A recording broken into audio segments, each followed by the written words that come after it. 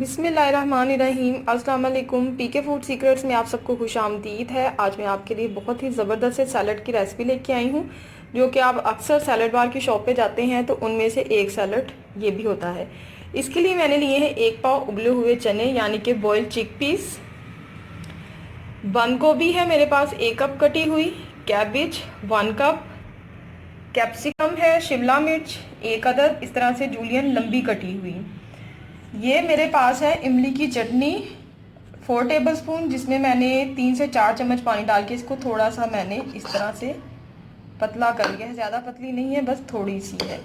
और इसमें जाएगा नमक और पिसी हुई काली मिर्च। अब करते हैं इस रेसिपी को स्टार्ट। सबसे पहले मैं इसमें डालूंगी ये बंद गोभी, कैबिज 1 कप,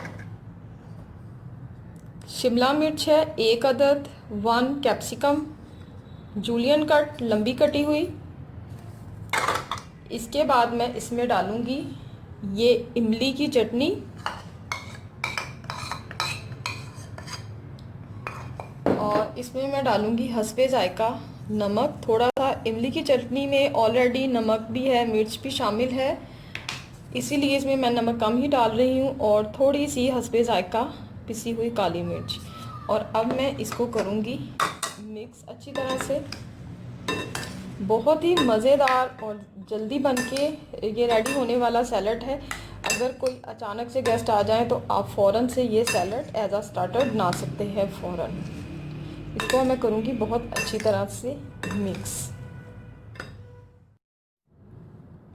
इसमें आप अपनी मर्ज़ी के मुताबिक इमली की चटनी ज़्यादा भी डाल सकते हैं। अगर आप स्पाइसी लाइक करते हैं तो इसमें कुटी हुई लाल मिर्च और हरी मिर्च काट के वो भी ऐड कर सकते हैं। अब ये बिल्कुल रेडी है सर्व करने के लिए।